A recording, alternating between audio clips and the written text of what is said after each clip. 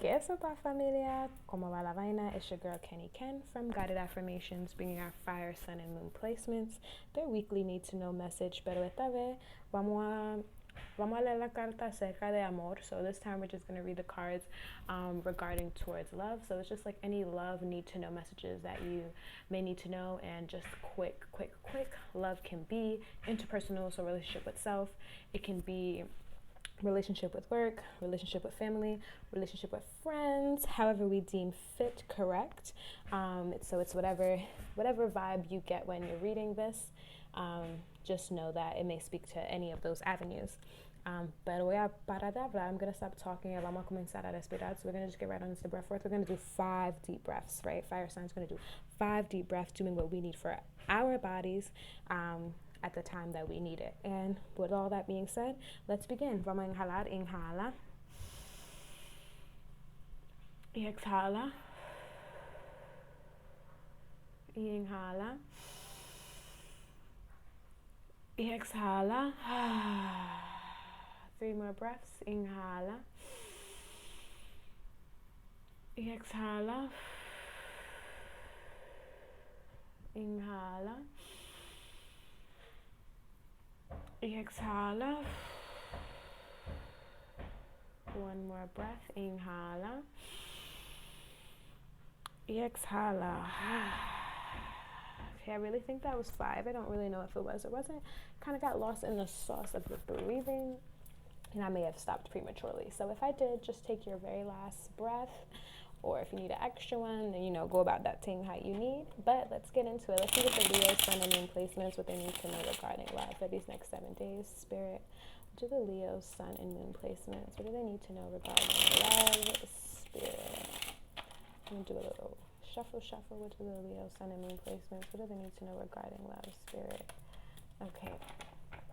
Let's see. I'm going to get right on into the nitty gritty, and we're going to see what do the Leo, Sun, and Moon placements, what do they need to know, Spirit, regarding love. And we get, the King of Cups in reverse. Leo. All right, I got 2 things, right, on this. It's the sense of, number 1, how much devotion and emotion do we put into our external relationships or even our internal relationships, right? Do we lack the sense of emotional balance within, or is everything that comes up a pertinent or a very I keep saying that word, so it must mean important, whatever. Is every small thing a crucial thing to dive into? Or are there ways in which that we can sit with ourselves first, address any small matters, and then release them? Or do we continue to hold on to them, right? Because I have this idea right now in my mind of a king who has just so much thoughts and so much depth and emotion to them, that they kind of lose their sense of counsel. They kind of lose their sense of authoritative nature or emotional intelligence within themselves and within the ways that they show up in relationships, but also they show up for themselves because they just have an influx of everything, and everything needs to be dealt with in this now, in this moment. But what if things are just showing you?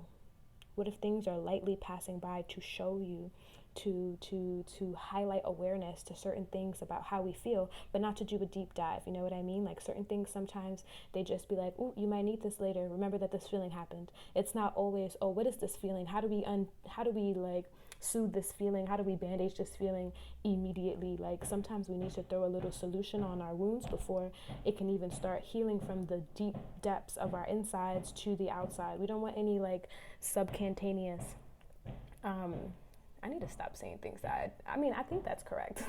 But it's we don't need any surface level, and I think that's what subcutaneous means. I think my one course in in physical anatomy is going out of the window, but we don't need any surface level type wounds, right? We need repairs. We need something that's fully going to heal from the inside out. And I think finding that balance and finding this notion of just truly knowing when things are just coming into our awareness as a actual need to know, versus when things are like, actually, we can't move past this right now. We need to unpack, you know? So that's what I'm really getting. Not everything is meant for unpacking, but some things are just meant for awareness and for you to be an observer to your own self, so that way you don't lose your form of counsel. You don't lose this idea of being able to self-soothe and self-help yourself. But yeah, let's see. Because I be wanting to talk for 3 minutes and then I'll just be going off. Look, with the moon at the bottom, Leos. No, but for real, some of it might be illusions, but that's not what we're here to do. We're here to fully close out this energy. Just closing out this Leo, Sun, and Moon energy, Spirit. Closing out all of this Leo, Sun, and Moon energy. Closing it out, closing it out.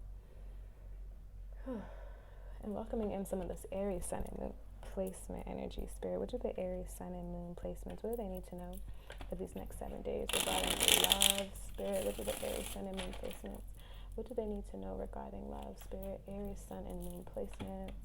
What do they need to know regarding love for these next 7 days? Our Aries, Sun, and Moon placement. What do they need to know regarding love? Yeah, I saw that, right? The lovers almost came out. What do the Aries, Sun, and Moon placements need to know regarding love, Spirit? Regarding love. I'm going to do one more other shuffle like this. And let's see. Let's see what the Aries, Sun, and Moon placements. What do they need to know regarding love? What do they need to know regarding love? Okay, Spirit. What do the Aries, Sun, and Moon placements need to know? 10 of Cups. 10 of Cups. Off rip, my brain was like, do you have Cancer placements, Aries? But nah, real talk though, we got the 10 of Cups. And really and truly, do you have Cancer placements, right? Because this idea, this 10 of Cups is receiving all that you want, or like having the tools. Breath, Kenny, breath. Let me take a sip of coffee first. Hold on. Okay, this 10 of Cups is really about having your full fulfillment and having everything that you've really wanted. You may have gone through so many different steps. Like you've been through the Ace of Cups all the way up to the 10 of Cups, right? Or the first, yeah. I was like, what does ace mean? Ace is 1, duh. But you've been through the Ace of Cups all the way to the 10 of Cups. So you've literally been through this whole like emotional journey along the lines of cups. And this idea of, this idea of building your self-confidence with all of these yellow, right? So it's like, okay, through each cycle, through each journey, through the cups, through the cups path, like you found a little bit more of yourself, and you found a little bit more of yourself. And I wonder now that you've been in this space of, whole fulfillment, like, or understanding, or even getting a taste of what fulfillment is like, it's almost like you feel like something is missing, or almost like this idea of like really like having to hoard onto certain things and certain spaces and avenues and places. And it's really given, that's just too much work. Like you're just doing too much work, when there's so much more simplicity there, when there's so much more to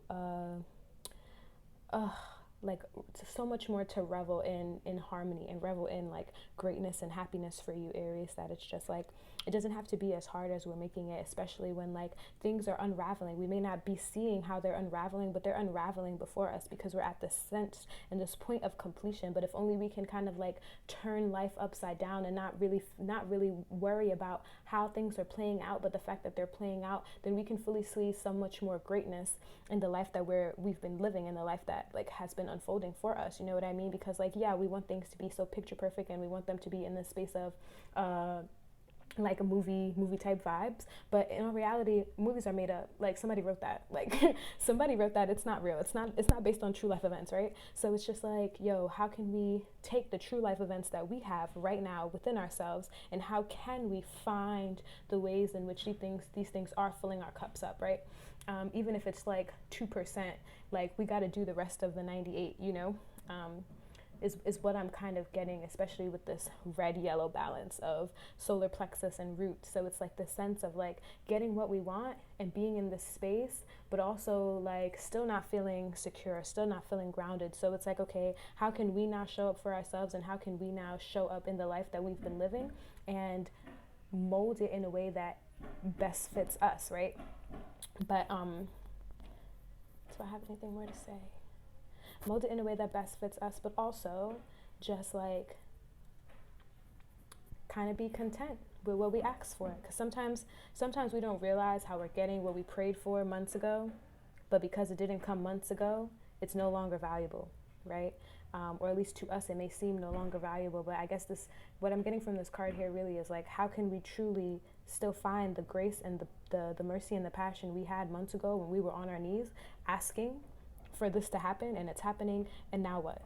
Are you going to throw it away? Because if you are, there's literally no issue with that. There's literally no issue with that. But don't sit in something that no longer fulfills you. You know what I mean? I think that's really what that's about. But anyways, let's just clear out some of this Aries sun and moon placement energy, spirit. Let's just clear out some of the sun and moon placement energy from our Aries.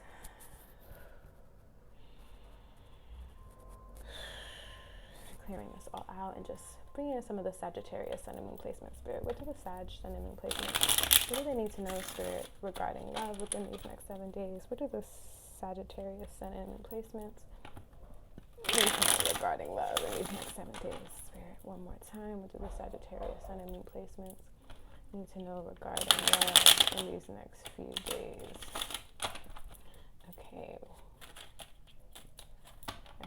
Okay. I'm going to take from the top. We're going to take off from the top, period. What do the Sagittarius sun and moon placements? What do they need to know?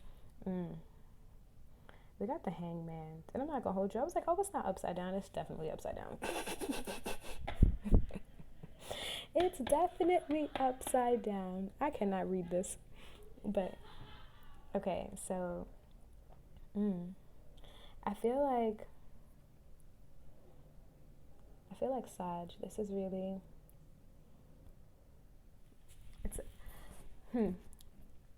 This is kind of feeding off of last week a little bit, I feel. I ain't even gonna hold you with this idea of mystery, or this idea of illusion, or this idea of things not being what it seems, right?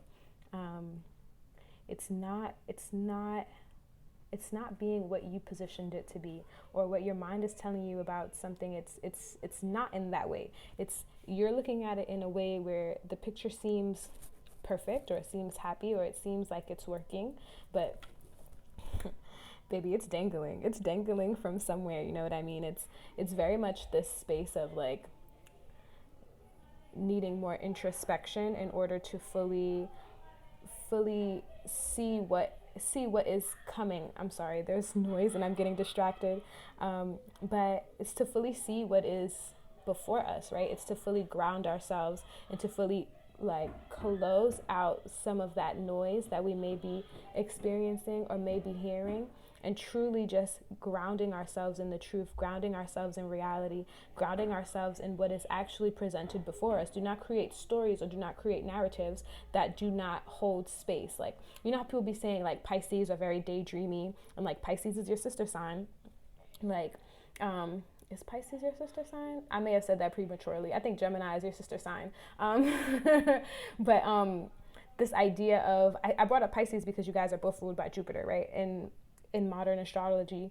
And this idea that Pisces holds this super expansive, super daydreamy type vibe to them sometimes, where things can be this greatest fire, most lovely ass picture in life, but in reality that's really not what's happening. And I feel like you're almost on this space in this side, and I feel like what you need to do in matters of love, whether it be it for self or a relationship, because the energy around that is a little vague, like whether it's work or like familial, you know, stuff like that, the energy around that is kind of vague. But I feel like if I had to guess, because of the vagueness, I think it's more of an internal work. So once we kind of like internally work on that within ourselves, we can see the ways in which we've created that amongst all the other forms of relationships, right?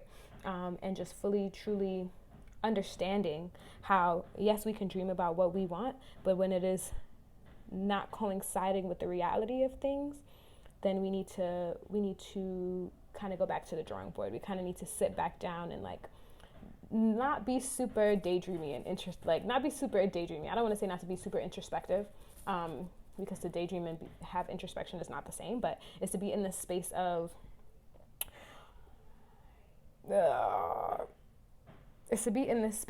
kind of like knowing when to put a cap on it. Knowing when to put a cap on it, and knowing when to say, actually, this isn't aligning for me, right? This isn't aligning for me, right? But I'm going to close out because I don't know why I keep doing you guys videos the longest. I guess the cards just got a lot to say today. But yeah, let's do 3 breaths to close out. So let's inhale. And then let's exhale. And then let's inhale. And then let's exhale. And then we're on our very last breath. Inhale. And then exhale. Thank you so much, fire signs, for rocking with me throughout this whole entire video. I'll catch you guys in the new year, en el año nuevo, but to see what's coming up for us in 2022. Pero por ahora, nos vemos. Ciao.